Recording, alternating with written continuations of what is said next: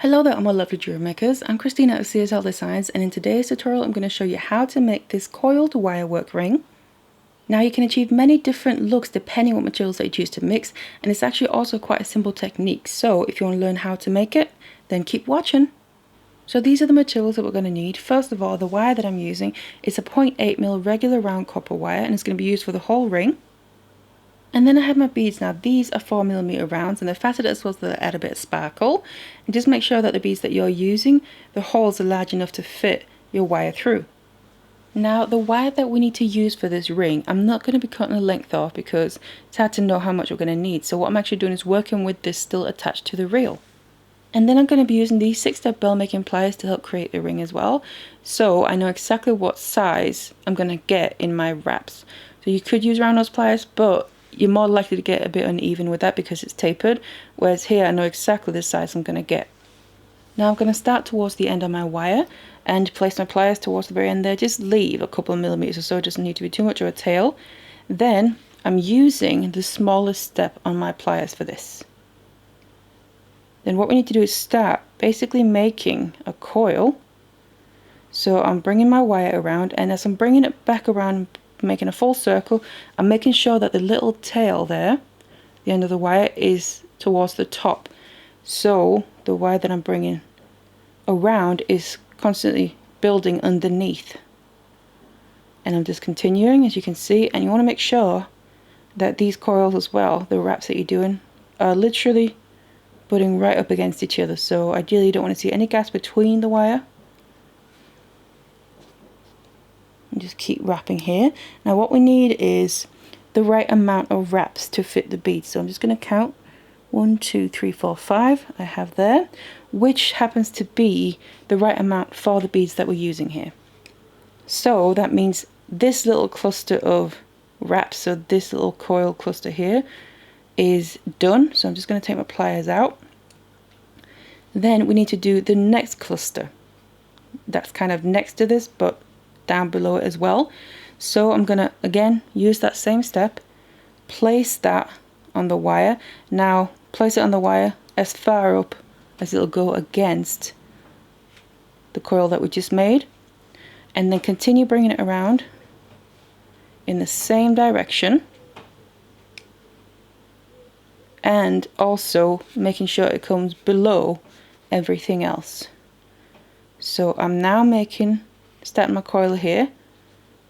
You can see it building, and then everything that I'm making here is kind of growing in the direction up and away from the pliers. Still making sure that my coils are nice and tight. Now that is 4. I need to do one more, and what I need to do is for this wire to come back towards the other direction again, so back towards the direction of the first coil. So I'm on that side now, and this wire is coming in that direction, so just double count before I move on. 1, 2, 3, 4, 5. So I take my pliers out, and then we can use the very first coil that we did of the previous one to be a guide for us as well. So I'm basically going to put that same step inside of that, and then again it's butting up against the coil that I just did as close as possible, and then I clamp my pliers down, and then I just start making the next coil. And then you can see that is then building there. Make 5 again all the way around. So that is for remembering that the wire needs to go in the direction towards the previous coil cluster that we did. So that should be 5. 1, 2, 3, 4, 5. And my wire is going in this direction. So what you'll find as well is that you're kind of going to have your wire going from one to the other. You can see kind of it overlapping there and connecting between the two. You're going to have that on every other one on this side, and on the opposite side, just get my pliers out, it's the same but opposite. So the opposite gaps where it crosses all the way over. So basically you just want to keep going like this. Put your pliers into the previous coil and then start the next one. Do the same amount, and you just continue like this until you have pretty much the length that you need for your ring. And it can be handy to use a piece of scrap wire or cord or something on, say, a ring mandrel to determine how long it's going to need to be. So you can see I have my next cluster. Now if you do happen to have some of the wraps being a little bit too far apart, you can just gently push them together with your pliers and tighten them up.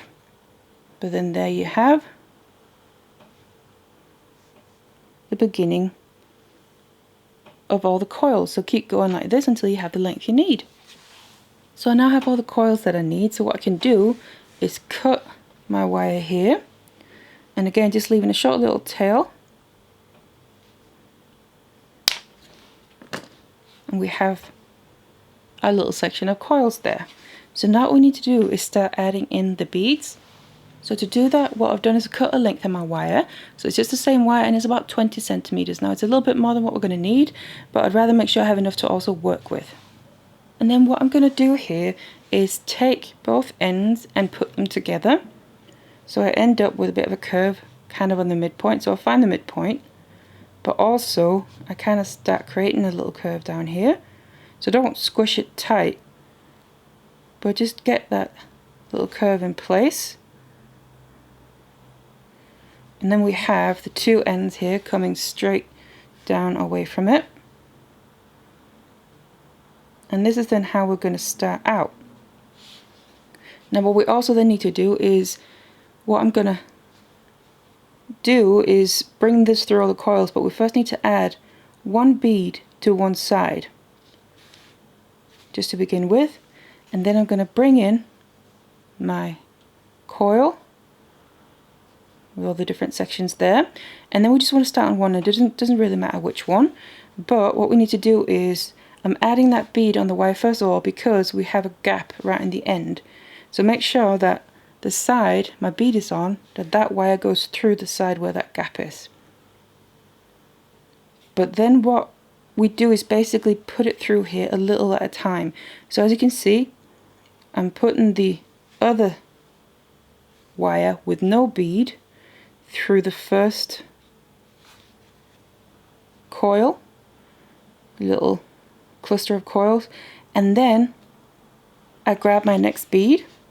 Now this can be a little bit fiddly, especially at the beginning, but you can bring your wire out through the opening there, the gap, then add your bead, and it's going to slot in there, and then you can just gently bring your wire down and then bring it in, so you make sure it basically goes through the coil, the next one, and then that traps that bead in place. And you can see I could keep pushing it through there. Now obviously we need to bring the other wire with us as well, so I'm just going to push that through the coil on the other side, the very first one. And then don't worry about the first gap, because that's the loose bead we have down here, but we then need to add a bead to the next gap. So again, you can either bring the wire down and slot the bead in and then put it through the hole, or you can bring it through and out the gap and then add your bead and then push it down, making sure it stays on there, and then push it into place and gently bringing the wire back. Let's try that again. Like I said, it is a little bit fiddly, mainly right here in the beginning, because once you get a couple done, it tightens up a lot more.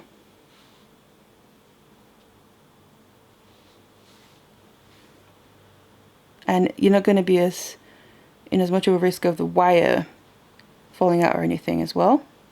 Like right now the wire could fall out, but there we go, it's through. And you can then see that is now coming out in the next gap.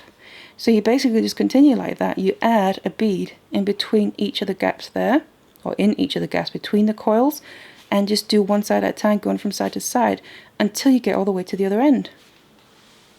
So now I've gone all the way through, and you can see we just still have our wire down on the end here, loose. So I just want to keep pushing it through.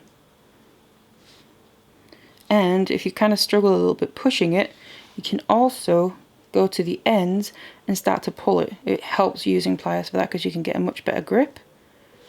And then you can see it's going to tighten up. And just do it a bit at a time. Because in that curve that we initially made, it's going to end up sitting right on the end, kind of finish the whole thing off nicely. And that bead is going to slot into place on the very first gap that we have or had. And then you can just adjust anything you need. Just want to tighten up the loop a little bit more. But then otherwise, here's then the length.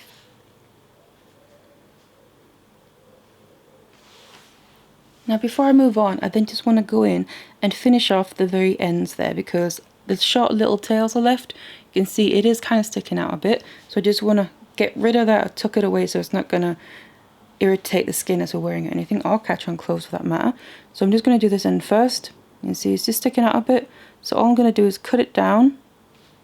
So that's why you can see we didn't need to leave much of a tail. So I'm just kind of cutting it down so there's just a very tiny little bit left.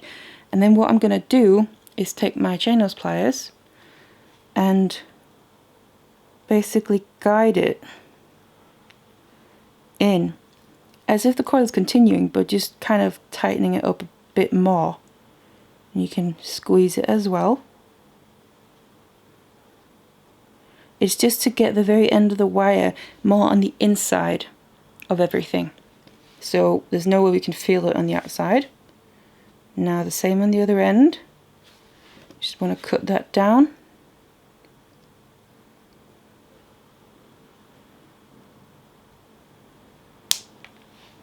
And then just bring it in. Tighten it up a bit so it's not sticking out and we can't feel it. So basically now what we've got to do is finish it off. Now you can see as well on this end we do have a gap there as well, so of course we just need to add the very final bead to that. That's going to sit just like that. Then we need to get a ring mandrel out just so we can use that to shape it. So I have the whole ring band, and it's the same on both sides, they're front and back. There isn't really a front and back, so it doesn't really matter. I'm just going to shape it around to get a nice shape in place before I attach the two ends together. Just get the ends pushed in as well, so it's not kind of like a teardrop shape, but rather a full round. Just get that bead back on. So you can see we have the shape in place now. So now we just need to fasten it so it's a complete ring. So how we're going to do that is using that little curve that we made right in the beginning before we start adding the beads in. We want to get these ends of our wire through, so basically the same wire through the very end of itself. Now to make it a little bit easier, I just want to cut them down just a little bit. And you can also open up the ring again. Doesn't matter too much if you get it out of shape here, because we can just put it back onto the ring mandrel once we're done and reshape it. But you then want to get these two ends through, and I'm going through from below, and then just keep pushing them all the way through. You can also use chain nose pliers here, flat nose, to help pull them through. That can sometimes be a little bit easier. Now what you'll find is that it's going to probably look a little bit weird now, the shape, but you just want to get your wires into place because we just pushed them through from below, so we need to basically put a bend into them as we're pulling them. And obviously we need the ends to meet up properly as well, so they're even in the middle. And as you can see, we can reshape everything, so don't worry about that. And then obviously it needs to be fastened, so I'm going to just take one wire at a time and then basically wrap it around that curve on the end. So it's coming up through the curve, so I just want to bring it down through. You're going to have like a little gap in the middle. Going to bring the wire down right on the other side of the curve, but in between the coil and the bead, and just push it through. Hold it however you need to. Just look at it from the other side. Go in and make sure I grab the wire there before it keeps coiling around, because it's a bit curled now. And then you just want to keep feeding it through.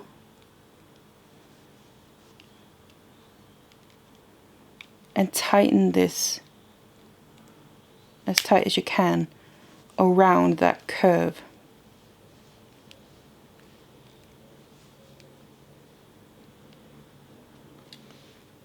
So you can see we're getting there. You can also push on it. And of course, you want to do the same with the other one as well.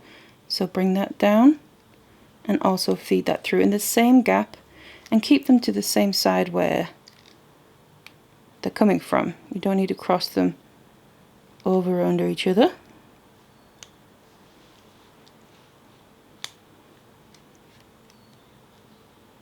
And push that through as well. And then just make sure to get this nice and tight.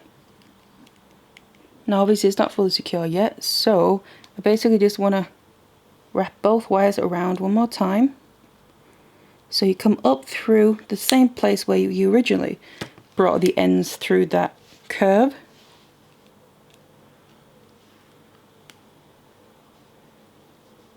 And if you can, bring them up. And you're going to then have some space, and if you don't have space, you can just create space between the wires that you already brought through once there. And I can just see the end. Just going to put my pliers down, try and grab hold of it instead, and then pull. So this can be a little bit fiddly. It's partly also because it is a pretty thick gauge wire. There you go. You can see I'm now pulled through. And then we can also really start to tighten this wrap up. And like I said, get the other one through as well. So go through from the back and do that one too. And once you then have both of them through there, you can see they're laying in the middle right next to each other. There's not really space to do any more wraps, so I'm just going to go in and cut off the excess, close down to where the wires are coming out from. We're just leaving a short little tail, enough for me to then be able to squeeze in to lay right in the middle there. So instead of them sticking outward, they're going to be tucked in and away. So just like that. Make sure obviously you can't feel anything. But then that's where, if your ring has gone a bit out of shape, which chances are it will have, just put it back in your ring mandrel and then just reshape it. And then you have your finished ring ready to wear. So we've then achieved an impactful continuous ring with just a small little join that can just be hidden by wearing it towards your palm. And I also think this ring can be quite masculine depending what materials that you choose to mix. So I really hope you enjoyed watching this tutorial. Make sure you check out the matching bracelet tutorial for this ring as well, so you could easily make a set. Otherwise, thank you so much for watching it, and I'll see you in the next one.